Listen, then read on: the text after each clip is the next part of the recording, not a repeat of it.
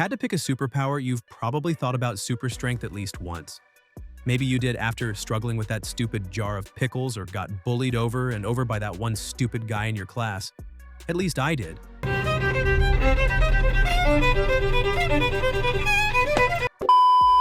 You see, the super strength problem is this weird little thing where a character is so powerful, they either make every villain look like a wet napkin, or they get completely nerfed by the plot just to keep things interesting.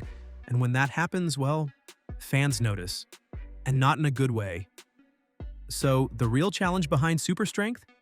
How do you keep a character interesting when they can basically solve every problem by punching it? So take for example Mr. Incredible. He isn't just strong.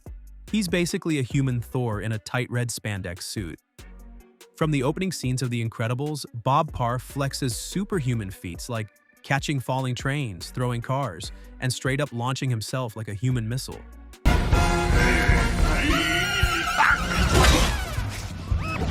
However, at the same time, he literally gets taken out with Bolus. Bolus. This man breaks literal steel doors like it's cardboard, but he can't handle glorified jump ropes?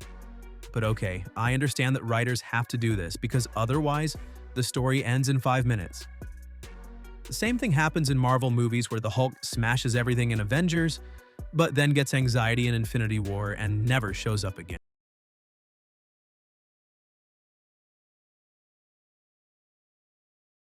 However, what really makes Bob interesting for me isn't the muscles. It's what those muscles represent. He's a man who peaked young, who used to be a legend, and now lives in the shadow of his past. The saddest part? His super strength doesn't help him with life's actual problems, the real problems. He can lift a car, okay, sure. But can he lift his marriage up? Can he stop his son from using powers in school? That's where his true struggle lies. The movie doesn't shy away from showing a once great hero drowning, filing insurance claims, and hiding his identity. When Bob finally gets to be Mr. Incredible again, it's like he breathes for the first time in years, but even then, his strength alone doesn't win the day.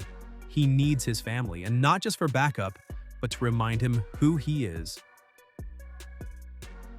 If Mr. Incredible is raw, controlled power, Jack is power with no filter. This kid is like a walking nuclear reactor, man. He can turn into fire, metal, a giant monster, clone himself, shoot lasers from his eyes, and that's all before bedtime. What's really scary is how effortlessly he does it all. One second he's giggling, the next he's phasing through walls and body slamming villains. But that's what makes him work. He's terrifyingly strong, yes, but he's also a baby. A baby doesn't understand the consequences. Jack doesn't mean to be dangerous, but he's just vibing with cosmic chaos. And that contrast is hilarious. It's genius writing too, because he doesn't need a traditional arc. He's not on a journey, but he is the journey in the story. Everyone around Jack, especially Edna Mode and Bob, has to run to keep up. Jack is like a walking plot device with a pacifier, and somehow we love him for it, right? And remember Hal from Megamind? The nerdy OG nice guy turned into a villain after accidentally getting gifted Superman-level powers? Hal, aka Titan, goes from 0 to toxic faster than your ex. At first glance, Hal's transformation into Titan felt like a cool twist to me. The average Joe suddenly gets Superman-level powers. But once the novelty wears off, his story goes from potential gold to what the fuck very fast. Hal's power isn't impressive because he earned it. It's scary because he didn't. He's the walking definition of too much power and zero emotional maturity. But I guess that's the whole point, because there is no real depth. He's just a villain because he's rejected by Roxanne and decided to go full psycho. No inner struggle, nothing. Compared to Mr. Incredible, whose strength connects deep with his growth and character, Titan's strength sometimes feels a bit shallow to me, honestly. He's strong because the story needs a threat and not because he really earns it. However, I do think Titan is one of the scariest villains. He was absolutely terrifying to me. There is nothing scarier than an entitled man. As it is, give him superpowers, and it's completely petrifying. Megamind is definitely one of the best animated movies of the last decade. Titan is actually an example that writers don't always weaken a strong character physically. They just make them act like they've got 2 brain cells fighting for third place. He could easily crush Megamind in one punch, for example, but instead he spends most of the movie doing flexes, throwing tantrums, and ignoring obvious threats. Then we also have something like Toothless, my big huggable kitty dragon. Toothless isn't lifting dumbbells or bench pressing dragons, but let's not sleep on this Night Fury. When Toothless taps into his alpha powers in How to Train Your Dragon 2, he goes full kaiju mode. Glowing blue, firing plasma blasts, commanding armies of dragons. Yep. He may not be super strong in the Hulk sense, but his power is undeniable. He is the most loyal companion you can have. What makes Toothless special is how balanced he is. He's part pet, part weapon, and part leader. His strength is tactical. He doesn't brute force his way through problems, but he calculates, adapts, and when it's time to throw down, he makes it count. Especially when Hiccup's in danger. And let's be real, that alpha glow-up was one of the most satisfying power moments in animation. So, in my opinion, Toothless is amazing, no doubt. He is a good boy, and I'd fight wars for him. But once he gains his alpha powers, I'd actually expected him to dominate every fight. But instead, after his glowing power-up, the movie keeps him grounded. He doesn't lead epic battles and doesn't do destruction. It's like the writers were afraid to show what a powered-up Toothless really looks like. And then, in the hidden world, he's more in love mode than warrior mode. Which is also cute, don't get me wrong. But I would love to see a Toothless full-power king of the dragons mode. I think this is not bad writing, but wasted writing. Shrek is the DreamWorks blueprint. Everybody knows and loves Shrek, a green, grumpy ogre with a heart as big as his biceps. He's not just strong, but he's scary strong. This guy lifts entire boulders like they're garden pebbles, smashes through castle doors, and once launched a guy into the sun using a giant spoon. Come on! But here's the thing about Shrek, he doesn't want to fight at all. He just wants people to leave him alone. The older I get, the more I understand him. Shrek's strength is ironic. He's feared for it, but he never uses it to dominate. He isn't like any others, actually. Yes, he is super strong, but he'd rather negotiate with sarcasm or avoid conflicts at all. When he does show his strength, it's usually because someone pushed him too far or messed with Donkey. His power is like a sleeping dragon. Chill until you really screw up. And the beauty is, under all that muscle and moss, Shrek is a softie. He's strong enough to win any battle, but vulnerable enough to admit when he's wrong. That's rare. Shrek and Donkey are hands down one of my favorite characters ever. This now brings us to Maui. Yep, Maui. If swagger were a superpower, he'd be invincible. Maui is the rock star of Moana. Also literally voiced by Dwayne "The Rock" Johnson, which feels almost too perfect. With his magical fish hook, he can shapeshift, summon wind, and casually lasso the sun. His muscles have tattoos of themselves. But Maui isn't just muscle and melody. His story is deep-rooted in pain. He wasn't born divine, but he was abandoned as a child, then adopted by the gods. Everything he does is his way of proving he deserves love. His strength isn't just physical, it's emotional armor. When Moana calls him out and forces him to confront who he is without the hook, that's when Maui really becomes powerful. Not because he lifts islands, but because he lifts the weight of his own shame. That's a super strong character with depth. I also saw a lot of opinions of people that thought Maui looked like he is overweight, and I've thought about that. He's got like a bulk, but it's 100% muscle in my opinion. I think he looks perfect, actually. He looks like a man who got strong traveling the ocean and fighting monsters, not just pumping iron like a gym rat. Just an ancient strongman. To me, he looks like an animated version of the Mountain from Game of Thrones. Fat does no move like his body does, at least my fat doesn't. I really think he had the most compelling character arc. Next to Maui, we have WreckIt Ralph. He is strength with self-esteem issues. He's literally coded to be the villain in his game. And that's a tough pill to swallow when all you want is to be a hero. Ralph's strength is legendary. He wrecks buildings, smashes through walls, and once pounded the ground so hard it caused an earthquake glitch. But all that power isolates him. People fear him. He's banned from the game's parties. No one sees the man under the fists. Ralph's story is so much deeper than some strong guy who wants a medal. It's about his identity, about being more than what people say you are. And his strength? It becomes part of his redemption. He uses it to protect Vanellope, fix Sugar Rush, and even sacrifice himself when he needs to.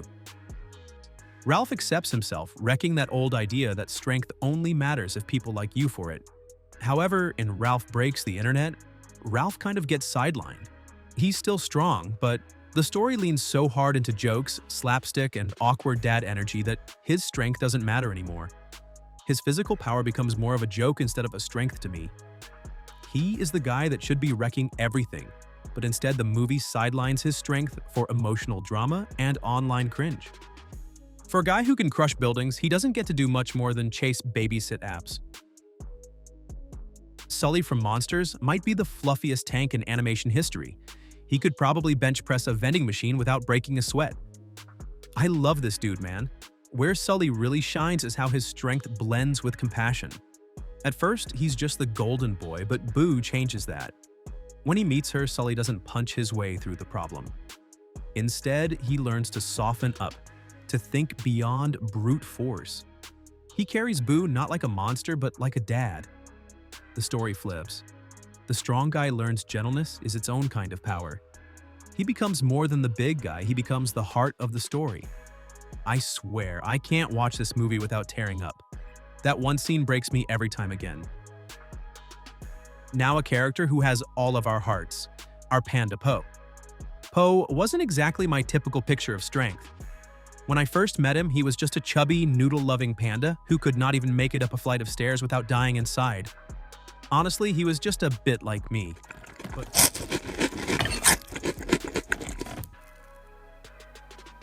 Don't tell Monkey. But by the end of the Kung Fu Panda trilogy, oh man, I wish I was more like him. The guy is throwing down with ancient warlords and absorbing chi like a black and white sponge. The most beautiful part is that his strength doesn't come from raw muscle. His strength is earned through growth, through heart, and through ridiculous amounts of getting his butt kicked. What makes Po such a standout, strong character is that he's not supposed to be strong. Not in the traditional sense, at least. He doesn't fit the Furious Five. Tigress is the disciplined one, Monkey is agile, Crane's got finesse, and then there's Po, who literally belly flops his way into fights. But he wins because of who he is. He brings unpredictability, creativity, and that chaotic good energy that throws even the most dangerous villains off. And once he masters chi, Po becomes a legend, not by crushing enemies, but by sharing his strength. He wins by lifting others up. That's real power if you ask me. With Po, I kind of feel like the movie just dodges showing Po's full power. Po gains mastery over chi and becomes nearly invincible. But we only get to see that power in tiny doses before the movie ends. Is this a way of the writers saying, we've made this character too strong and now we don't know what to do with him anymore? If Po is the heart, Tigress is the fists. She's the strongest of the Furious Five and she fights like a sledgehammer dressed as a monk. Everything about her screams intensity, from her stoic silence to the way she punches through stone walls like they're origami. Tigress doesn't just have strength. She has control, and that's what makes her terrifying in combat. But beneath all that discipline is an intense backstory. Tigress trained her whole life to be the Dragon Warrior, only to watch that title go to an overweight panda with no training. That's gotta hurt. Her strength isn't just physical, but it's emotional restraint. She hides her feelings, her disappointments, and that's part of her journey. Watching her open up in Kung Fu Panda 2 and 3 gives her character depth. Tigress proves that even the strongest warriors carry emotional scars, and that strength sometimes means holding it together when the world lets you down. So here's the deal. Super strength sounds awesome on paper, and sometimes it really is. Like, who wouldn't want to lift a car, punch a hole through a wall, or throw your high school bully to the sun? But when it comes to storytelling, it sometimes is kind of a nightmare. Why? Because strength solves problems too fast. And when you're trying to build tension, conflict, and actual stakes, punch it to death just doesn't solve it. It's not about making strong characters weaker, it's about giving them meaningful limitations or emotional stakes. Take Sully from Monsters. He's a beast, sure, but the real challenge for him is being gentle. His story isn't about winning fights. It's about earning trust. Or look at Maui. His strength is immense, but it's tied to his identity. When he loses his fish hook, he loses who he is. That makes his arc powerful, not just punchy. Even Jack works because his powers are treated with comedy and chaos. He's unpredictable, which adds tension instead of solving everything. Strength should complicate the character's life, and not actually simplify it. Super strength might seem like the easiest power to understand.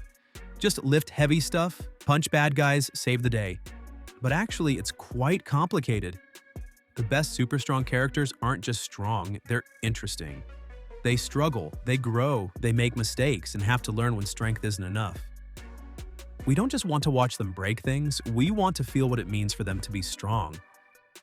Think of Shrek, who could destroy a village but chooses peace. Or Sully, who terrifies kids for a living, but has to become a gentle protector and a dad for Boo. That's the magic. Those unexpected moments, like a baby turning into a metal monster or a dragon playing fetch with fireballs, those are the moments that stick with us in the end.